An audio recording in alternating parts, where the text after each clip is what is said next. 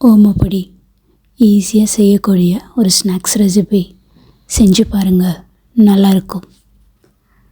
ஒரு பவுலில் 1 கப் கடலை மாவு, 1/4 கப் அரிசி மாவு, 1/4 டீஸ்பூன் மஞ்சள்தூள், உப்பு, பெருங்காயம் சேர்த்துக்கணும்.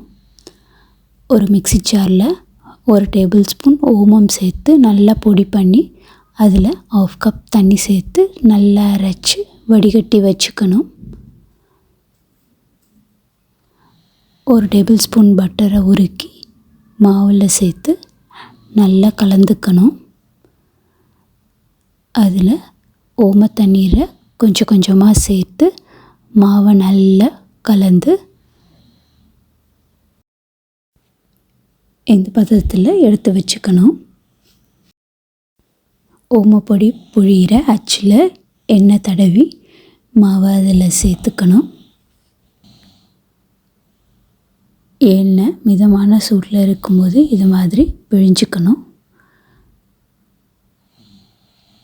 அந்த சலசலப்பு அடங்கினதும் திருப்பி போட்டு 1 நிமிஷம் வேக விட்டு எடுத்த நல்ல மொறுமொறுப்பான ஓமப்பொடி ரெடி. ட்ரை பண்ணி பார்த்துட்டு எப்படி வந்ததுன்னு சொல்லுங்கள். தேங்க்ஸ் ஃபார் வாட்சிங்.